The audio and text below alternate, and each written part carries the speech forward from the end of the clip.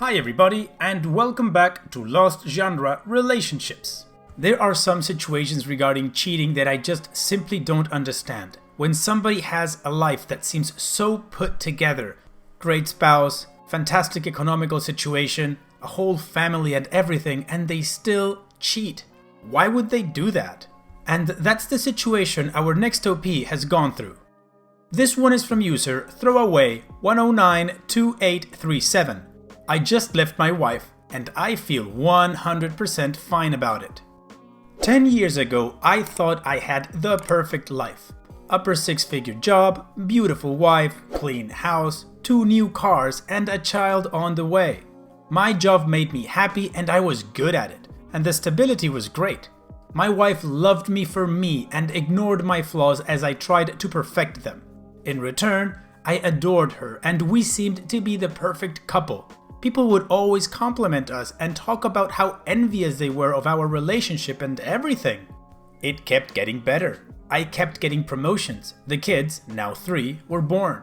And we eventually moved from an ordinary house into an incredibly nice one. My wife was doing very well in her career, optometrist. And we took fun vacations every year. Again, I thought I had it made. I don't know how this would have prompted it, but in early 2015, I bought her a Tesla for her birthday. She hadn't gotten a new car since 2008, and I kept getting new cars. Therefore, I surprised her. She loved it, loved me, and I remember spending that entire day just taking rides in it and figuring out how all the gadgets and icons worked. It was complete downhill from there. I don't know how that would have triggered anything. But in the months following, she became increasingly distant from not only me, but our children. My oldest, 10 female in particular, felt hurt by this and would often try to ensue conversations with her mother in order to get her talking. Some days this would work and she would be pleasant. Others, it would have the opposite effect. The first time I suspected that I was no longer her man of choice was in July 2016. When I noticed she was no longer going to yoga classes, but telling me she was. We were on the same phone plan, and part of that plan was we could see our locations of our phones. I was routinely browsing the app one day and noticed she appeared to be at someone's house. Since she had been irrationally angry that day prior to leaving, I didn't question her about it when she got home from yoga. Instead, I chose to closely observe when she went during her yoga times. It would always seem to end up at the same house, a well-off neighborhood, probably a step above ours, a little north of town. I was getting ready to confront her when I noticed that she had been returning to yoga again. During this period, she became incredibly distant and hormonal. My entire family had noticed this behavior going on for over a year now, but I had had enough. I sat her down and asked her what was going on. She gave me the cold shoulder, and when I questioned her about the yoga locations, she accused me of stalking, invading privacy, and being a grade AD. That's when I asked her, "Are you cheating on me?" Of course, the answer was no.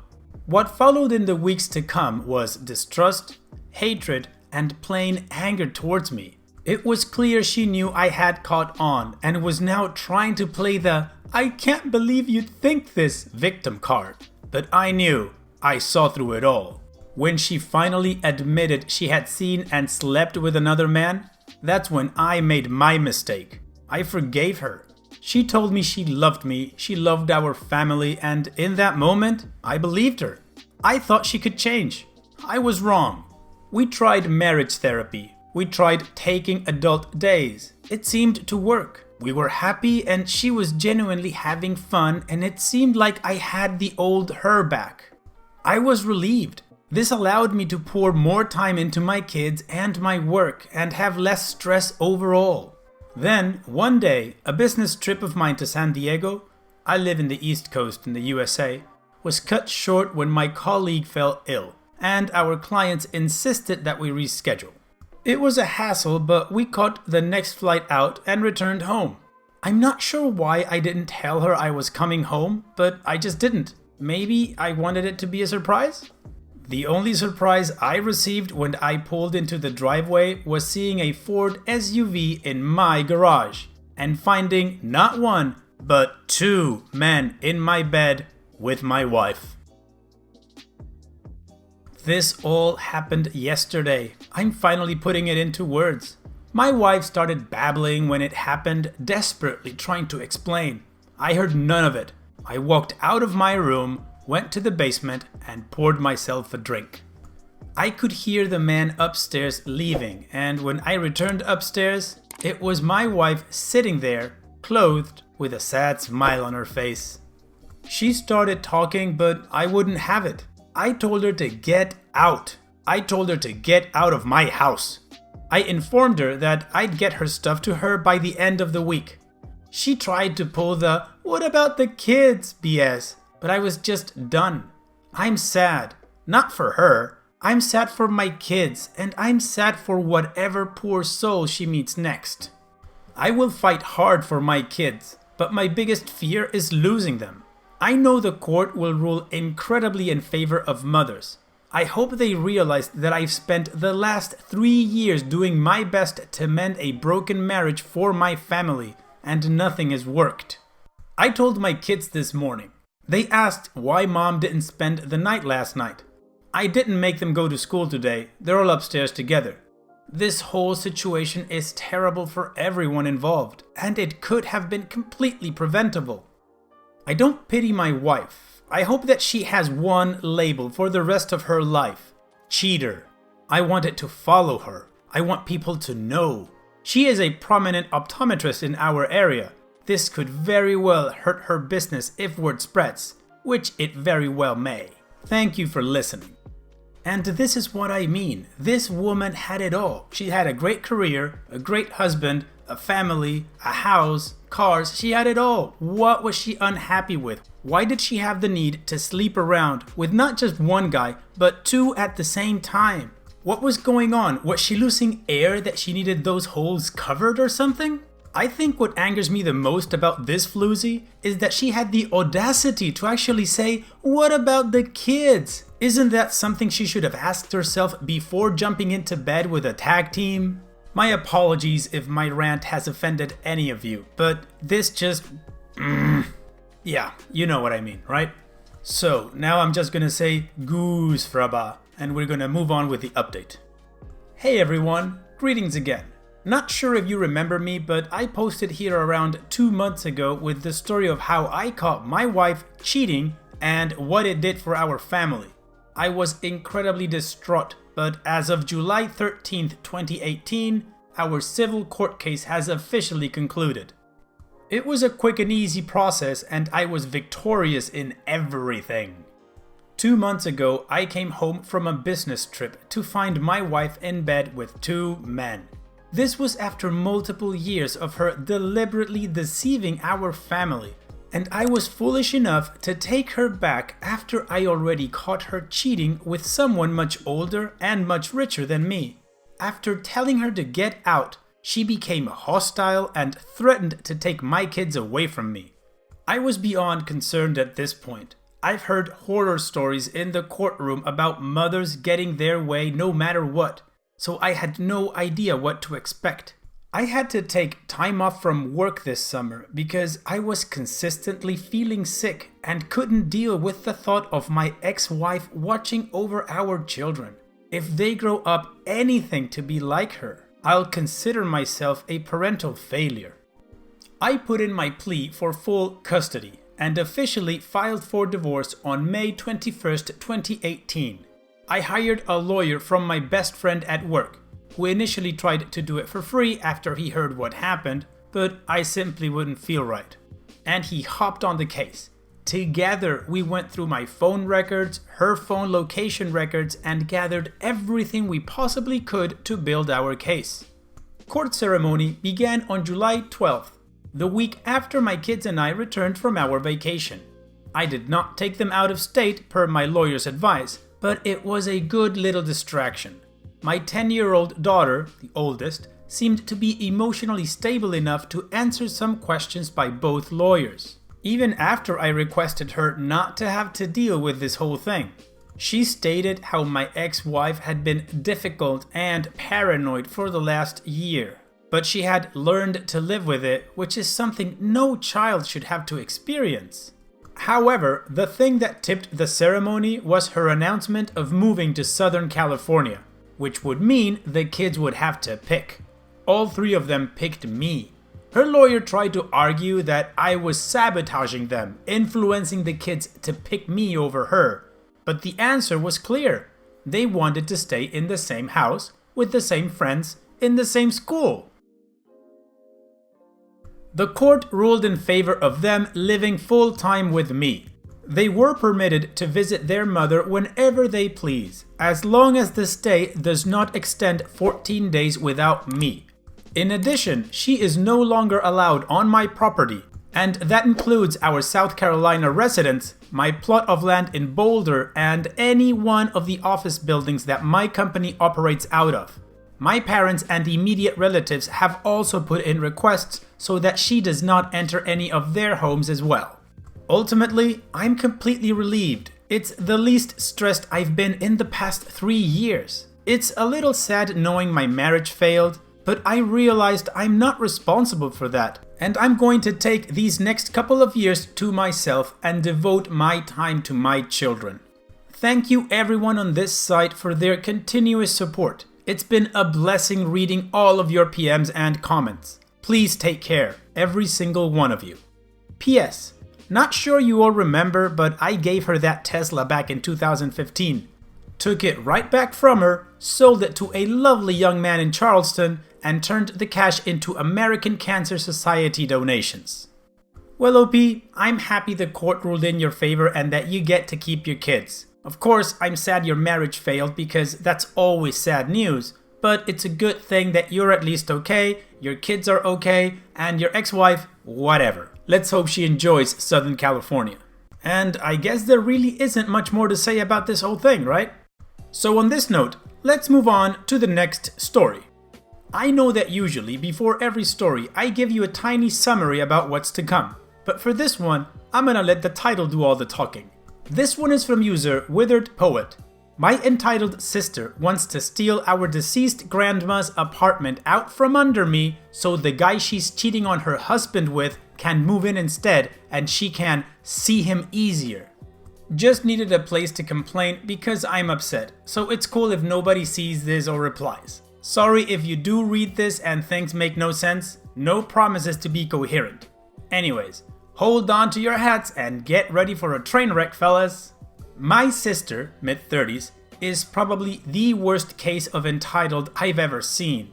She's always the victim, can do no wrong, and the world owes her for her imaginary suffering. This time, however, she's reached a new effing level. She's recently confessed to our mom and I that she's started dating someone behind her husband's back. And to be honest, her husband is also a ginormous dirtbag, but just leave the guy, okay? I don't think anyone deserves to be cheated on. And even though he totally effing sucks, an affair doesn't constitute as some kind of just punishment. It's messy, gross, and not worth it. Save everyone the extra heartache. Now, our grandma passed away at the end of August. It hasn't even been a month since she passed, and since she was terminally ill, we did have time to discuss some things and make arrangement for others. She lived in an apartment that's attached to our mom's house, and we had talked about me moving into it after grandma passed. And everyone thought it was a good idea because my grandma had things like no-slip railings, kitchen tools and gadgets for arthritic hands, etc.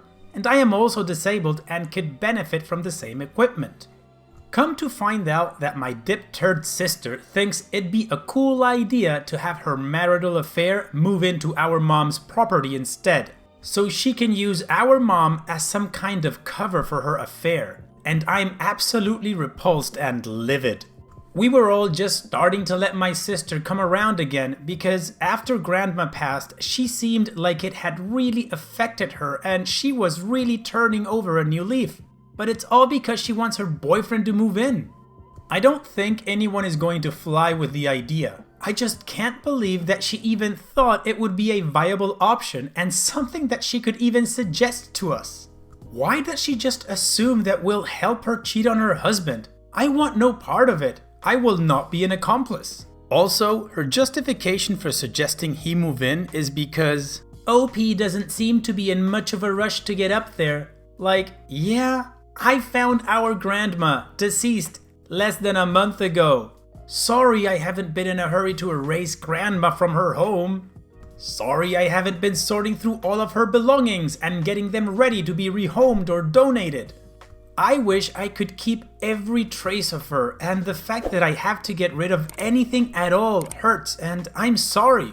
I'm sorry I haven't done it yet, but maybe try having a little effing empathy. I've decided that I'm kicking my sister out of my life again. Each time I think she's capable of changing, she shows that she's still the same horrible, selfish person, and I'm done falling for the charade. Have fun with the inevitable divorce proceedings. Good luck explaining all this BS to your kids too. Thanks for reading if you read. Still, can't believe my sister is not only a real human being who exists, but we share the same gene pool. Also, I'm 24 years old, so I've had a long time to come to terms with that fact. Still can't. Wow, OP, your sister is a piece of work. But like, honestly, she broke the mold for idiots.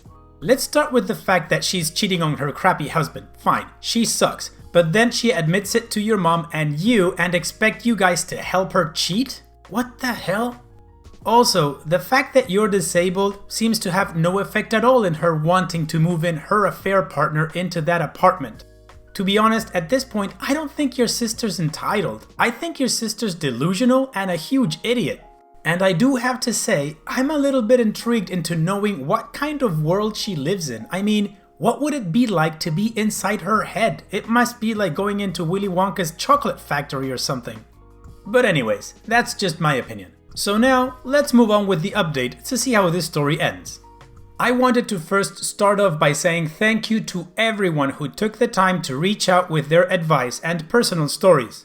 You've all been so kind to me. I didn't expect so many people to comment and message with their guidance and words of encouragement. Thank you so much, I appreciate all of you. Secondly, I want to apologize for being missing in action these past couple of days, but it's only because there's been some good developments.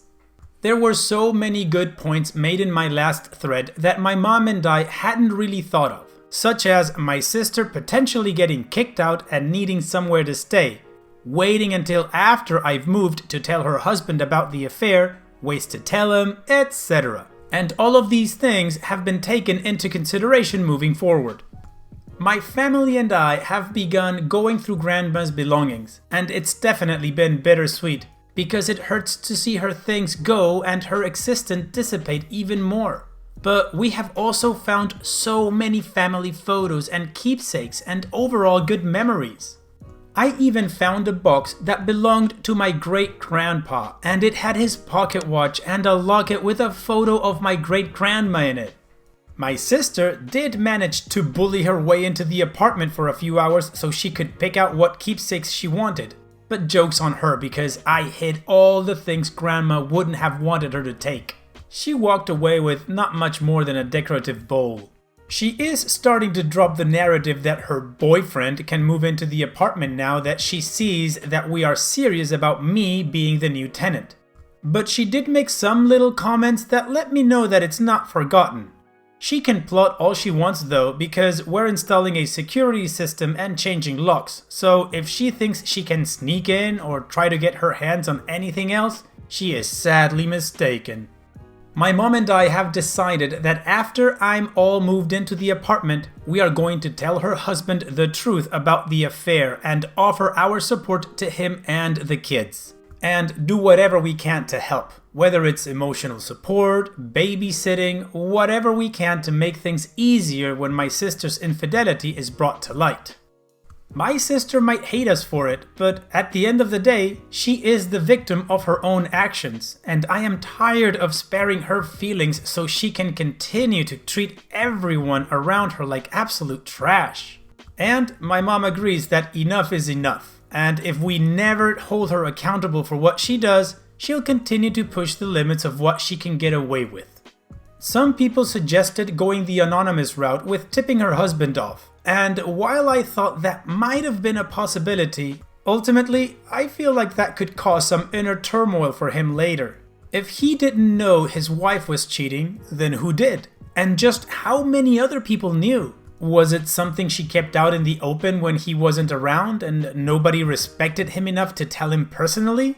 I don't want him to end up potentially torturing himself through speculation. Anyways, I think that's all there is to tell you guys for now. I just wanted to let you all know where some things have ended up, where they're headed. And thank you for the outpouring of support. It was much needed and very appreciated. I am glad that I won't have to hold on to such a horrible, ugly secret for much longer, and her husband can know the truth, and we will do what we can to help the healing process. Also, if you've managed to read both of these novellas I've left about the situation, thank you for even taking the time. Love you all.